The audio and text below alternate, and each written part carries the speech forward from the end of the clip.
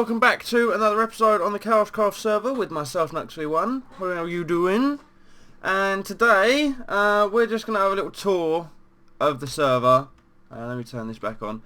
As you can see, the arena glass parts have now all been completed, so this is all finished glass-wise. The only thing we're waiting for next now is for the redstone to go in and each of these bio-orbs for the randomizer, and then we can start covering them up. And then it'll almost be ready for use. But it's taken a long old time, and since I haven't really got many jobs I can do at the arena anymore, I'm sort of leaving it with Peacemaker. If he needs my help for anything, he knows he can call on me.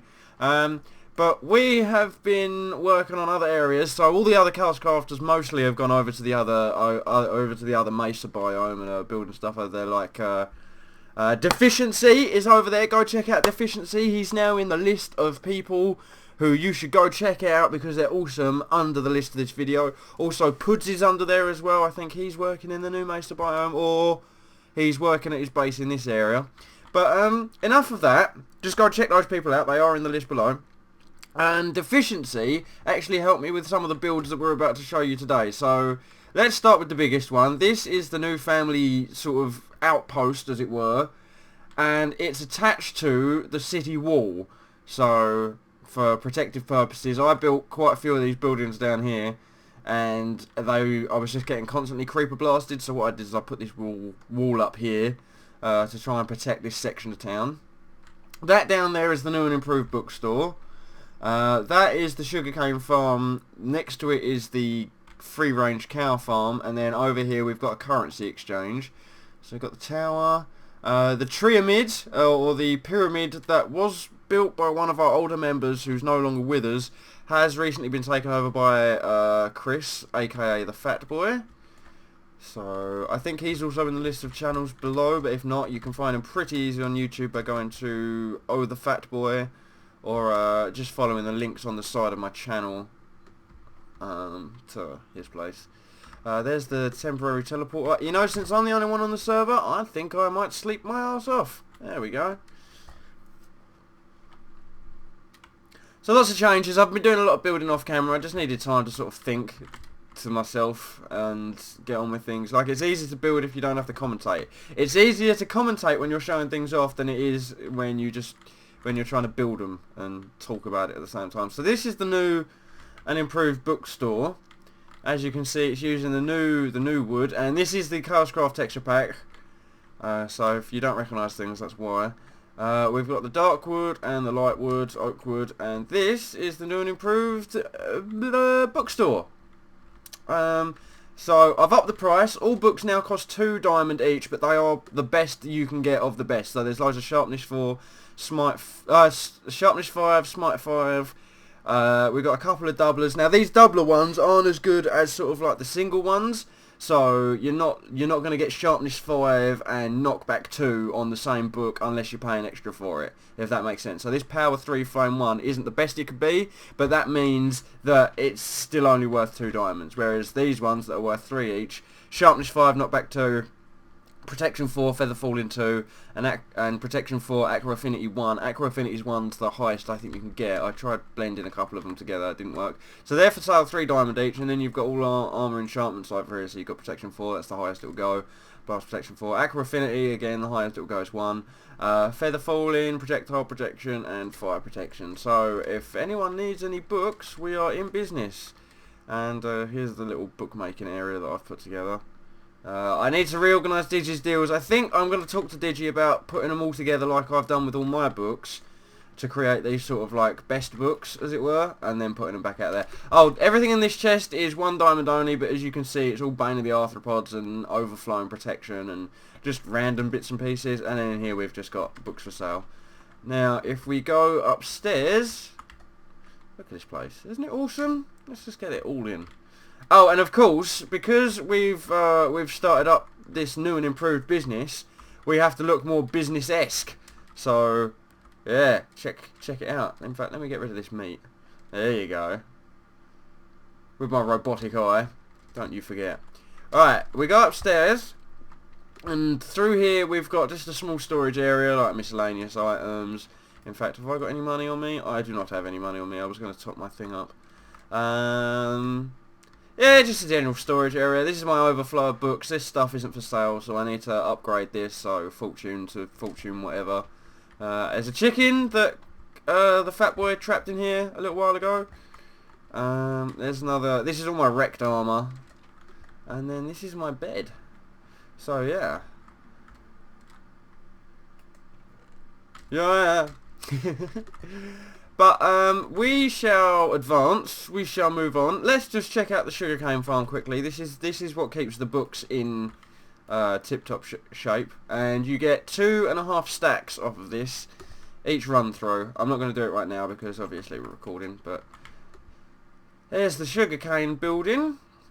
There's the pub. Here's my free-range cow farm.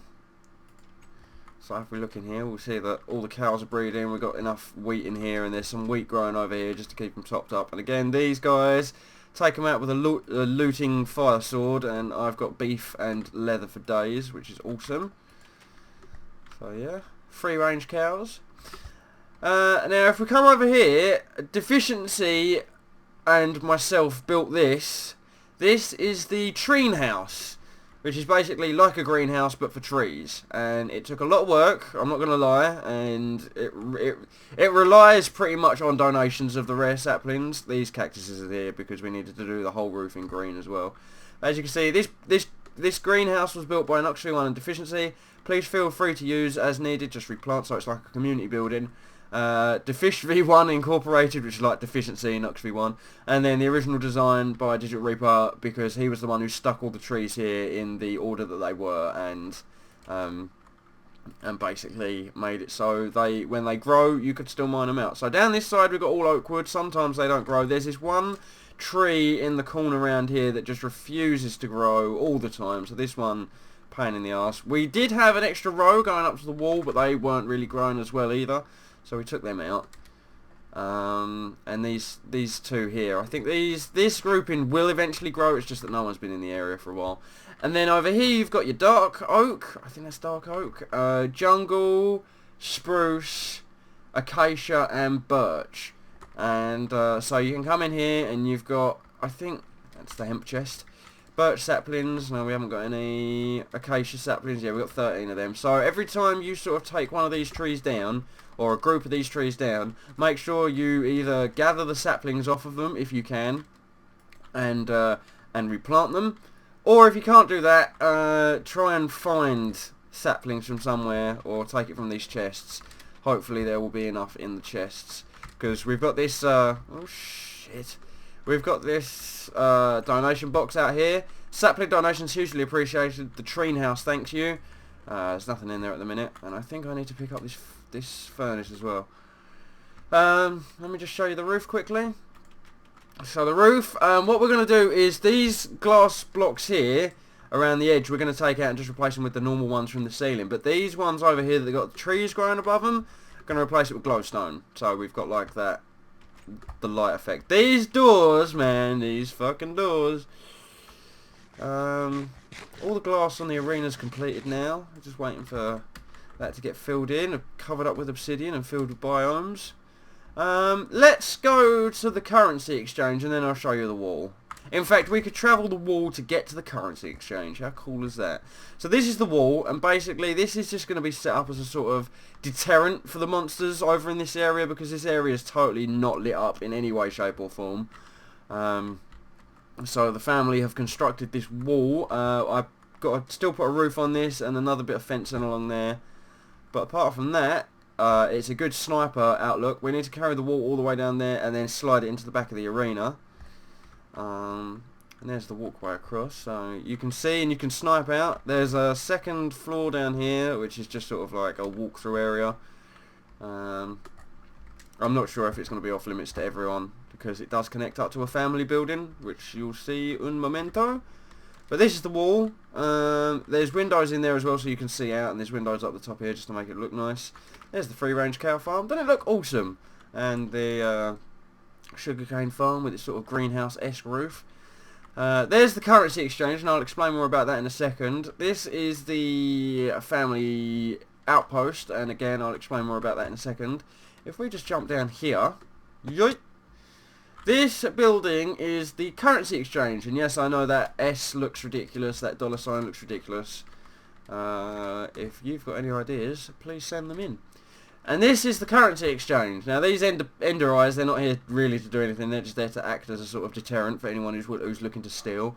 Which, because we're ChaosCrafters, we're not thieves, we're not bad people. Now basically this is the currency exchange. Now I've got no idea if this is going to work, okay? I've got no idea if this is going to even be profitable for anyone or what.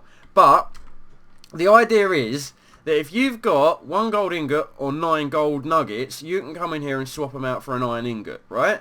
If you've then got 1 iron ingot, you can swap it out for gold nuggets or gold ingots. So it's like, it is a, what's the word? It's just a currency converter, basically. So 9 gold ingots equals 1 iron block. 1 iron block equals 9 iron ingots. 9 iron blocks equals 1 diamond. So I don't know how many, excuse me. I don't know how many iron that is. So 9 times 9, and then you work out the answer from that. 81? Is that how the 9 times table works? 9, 18, 27, 36. Yeah, okay. Yeah. Something around that area. 4 emeralds for 1 diamond. So the lowest denominator, this 4 emerald blocks, for example, would be in this chest, and then whoever's coming in with the 1 diamond block would take that. So my only gripe with this system at the moment is that it's all my funding in here. I think Deficiency took the 1 diamond that we had in here last night for the 9 iron blocks, and I then took those 9 iron blocks and put them in here. So this top row is all from Deficiency. So that's cool and everything. That's cool that he's earned diamond and we've got more iron going back into the system, but I can't help but feel like people are just going to be people are just going to come in here with the largest amount, and they're going to trade out and get all the diamond blocks and the useful blocks, and then just leave us with loads of useless ones like gold and emerald and things like that. Don't get me wrong, another aspect of this is that because Chaos City is basically run by the family, emeralds are worth more, and then if you went over to the Mesa biome, we might have it so something else is worth more. I'm not too sure.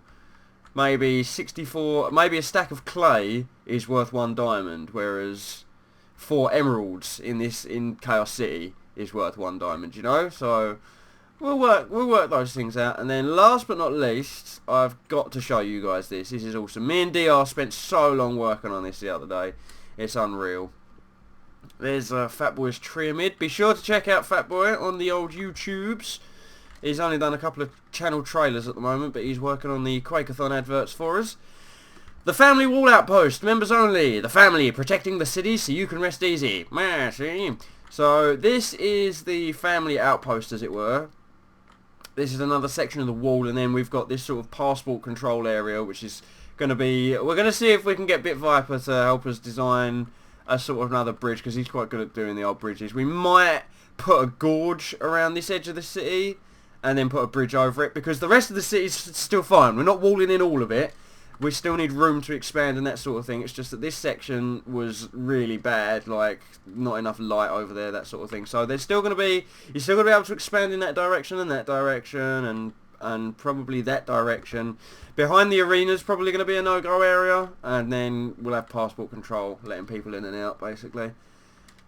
So, yeah. It's just another way that the family's going to monopolise on the server. Don't worry about it. You'll see this when it's all done, and it doesn't sound as crazy as I've poorly explained it there. So you come up to the first floor, and this is a lookout platform. I might get rid of this this large clump of earth, and maybe gorge it out. I don't know. Have it looking out, so you can see further, if that makes sense. So down here you can see that creeper. That creeper usually would have made short work of my sugarcane farm. No luck today, I'm afraid, Mr. Creeper. So yeah. So this is the walkway, little lookout area, and then it also connects back up to the wall. So if we come around here, you'll see that this area also connects onto the top of the wall, and this just needs fencing off. And then we've got a pretty secure battlement, as it were. And then here's just a little storage room, because I don't like wasting space underneath stairs and things like that, so I didn't want to just make an empty room here. I suppose what I could have done is put up the stairs there and then maybe like a door on the side here, but I lose more space that way, I think. This, at least this comes out as a sort of squarish room that you can put chests and stuff in. Up here we've got the storage room. That the room under the stairs is also for things like arrows, bows, armors, things like that. Just things for defending the wall, basically. Around here we've got like a little work area. I've got my equipment in there. By the way, Puds, if you're watching, your payment is in the chest behind the counter in the bookstore. This is just random storage again. Need organising, I think, but there are bits and pieces in here. So that's that. And then in typical family fashion, we've got the boardroom. We've always got a boardroom. Got to have a boardroom. If you go back and watch ChaosCraft Season 1 and look at the Bling Boys prank, I think it was, all the family meetings start off in boardrooms. So when we go off and do pranks and things like that, it's a boardroom. Let's just put some music on while we're in here, shall we? Yeah, you're damn right. Then upstairs, we've got the penthouse suite. But the penthouse suite is more like somewhere the family would bring you to talk to you, if you know what I mean. If you know information, then the family are probably likely to bring you up here and talk to you for said information. But yeah, there you go. So this is sort of like the lookout tower for the entire city. You can see most of the stuff from up here. You've got the greenhouse down there, you've got the arena. This is much better at night, and in fact I think, is there a bed in here? There is, all the way down on the bottom floor. So let's go to sleep. Whoa! Okay, this is going to end badly. If Sega give me a copyright strike for this, I'm going to be most upset. There we go. Okay, let's sleep quickly and get rid of these bozos. So this is sort of like troop sleeping, as it were. You may not rest now, there are monsters nearby. That'll be that Enderman, wouldn't it? Damn. Yeah, okay, no worries.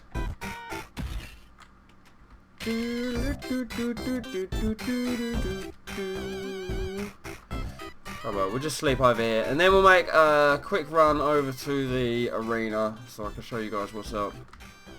I'm pretty sure I showed you, I started the episode on top of the hub. I'm pretty sure I did. I'll rest here. There are no monsters near the bookstore because the wall's keeping them out, luckily. Apart from that demon chicken. One demon chicken. So as you can see, there's the tower. The roof looks awesome. It's like a pagoda roof, I think is the word for it. And I'm about to sneeze. Cover your ears. Bless me. Okay. Sorry about that, guys. It's got like a pagoda roof on it. So if we go to the arena, we can look up. I think we can look over. It might just be out of my render distance because I've had to turn my render distance down to stop the lag a little bit. And because obviously fraps and far render distance, unless you've got like the beast mode computer, it doesn't really work well together. You can sort of see the pagoda shaped roof over there, just about. If we go up here. Oh, mate, that's not nice. Me and Peacemaker worked together on this final one. I did all of them.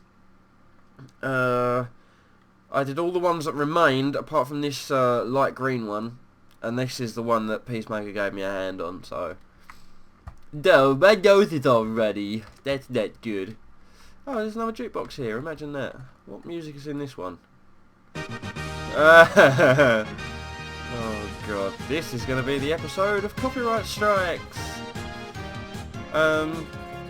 Yeah, me and Peacemaker did this one together, and I did all the remaining ones outside of this last one.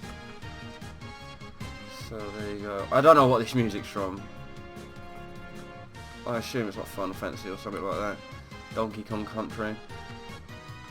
So now all that remains is to stick the redstone in, and then that redstone gets covered in obsidian and hooked up to the brain, at the center of the arena, down, deep down below. And in fact, I think I can show you that. I could be wrong because I might need to break out a block. Yeah, there's a dirt block down here. But all these satellite domes connect to the brain, basically. And I was trying to sort of explain this to Deficiency yesterday. My ability of explaining redstone is terrible. I tried to explain to him that once the game began, you've got like a few minutes to get up to your or designated bioorb. Basically, what happens is you press button. You get a colour out of here of any of the arena colours upstairs, and you can put more than one of the same colour in there to generate team games and things like that. And then what you do is you press this button, and this button then gives you 2 minutes to get to your bioorb, right? To your arena. After those 2 minutes, the doors will shut, right? Once those doors are shut, it will be up to you. You've got 5 minutes to either mine out resources, get kitted out, that sort of thing, and just generally try to what's the word? Generally just try to resource yourself out. Get loads of resources, make it so it's more likely that you're going to win the game. After those 5 minutes, the door randomizer will kick in, and that means that your door may or may not open, and it also stands the same for the shop door as well. Your shop door may or may not open. They're usually the same. And then it'll be up to you whether you want to stay in your bioorb and look for resources and keep digging and mining and that sort of thing, or you can leave your bioorb and go out and hunt other players down, but bear in mind if their doors have opened as well, they're going to be hunting you down, or you can run up to the shop and buy items up there.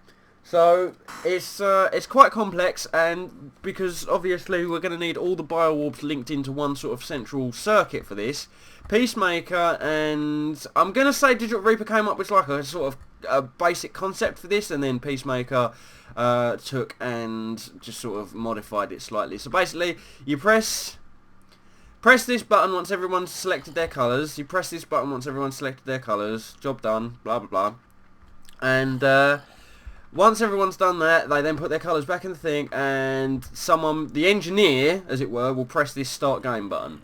That will send a signal. Full stop. End of sentence. And that signal will become the random. That will become the 5-minute timer signal. So this is like I think this is the 5-minute timer. So it takes that signal and keeps the doors up there open for 5 minutes guaranteed. Or no, it keeps the doors up there open for 2 minutes. This is the 2-minute timer, and then it feeds around into this one, which is the 5-minute timer. I get ya. So this then 5-minute timer is going to be the one that locks the doors for 5 minutes, and then once this comes back out, it goes back out to a randomizer. Now this randomizer decides whether it's your door that opens or closes. So, oh no, this is the randomizer that then sends a signal up to the bioorbs, which have got their own individual randomizers in them. And I think we can go check that out. But it's very complicated. I'm in awe at the prowess of the redstone of some of the people on this server. Like, some people just have got it. Deficiency. I was talking to Deficiency last night, and we were a bit disheartened that we haven't got the skills, as it were, to barely make a 3x3 piston door.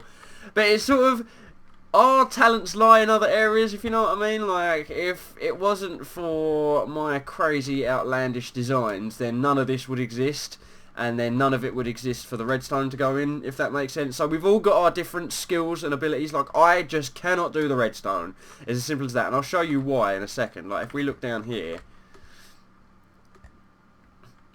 nope, that's not the right one. That is one of DR's original designs, and that sort of just went and then it was done on the sort of like redstone passes through some blocks and it doesn't pass through other blocks sort of thing. I think it might be in the black bioorb that we want to go.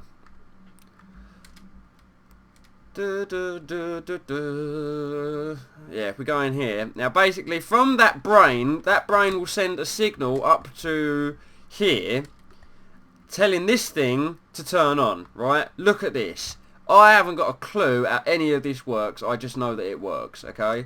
So what this does is takes a signal from down in the brain, and that signal will then tell the randomizer in here to turn on, which will trigger this randomizer, And then once that's triggered, it will either open or close this door up here at random. So this one needs to be all filled in with obsidian and made to be protected. Because that's the other thing. The only thing protecting you in this biowarp from the outer layer will be a thin layer of cobblestone, and the only thing protecting the circuitry will be obsidian. So there is every possibility you can dig through your biowarp and mess yourself up that way, because once you leave the arena, I think that's a disqualification. So there you go. And then we've also had Easy helping out with the pest removal here and there with the cats that just keep spawning. But yeah, that's just been a quick progress update, I guess, showing you what we've been up to on the arena and throughout the rest of the Chaos City.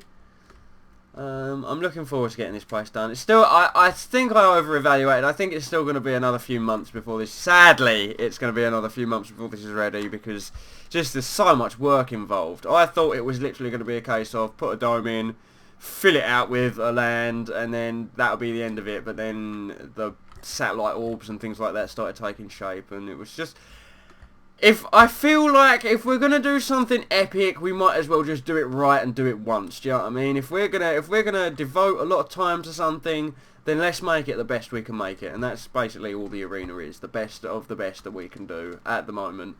And I know some of you are probably thinking, oh, you should have used stained glass for the ceilings. Believe me, if I had stained glass in one point, whatever, I would have definitely used that to colour the bio-orbs instead. Like, that one would be cyan, and that one would be brown, and that one would be light green, you know. So I wish beyond wishes that I'd have thought of that, and maybe in the future, if I've got the patience, I'll sit down and do it. But yeah, there you go. That's all I wanted to say on that. The best it can be is what we're looking for. So yeah, definitely at one point going to change those out. ZG's Tasteless Tat. There's the antenna. I don't really know if there's anything else I've been neglecting to show you. There's Fat Boy's house, as it were, that he's taken off a ex ChaosCrafter.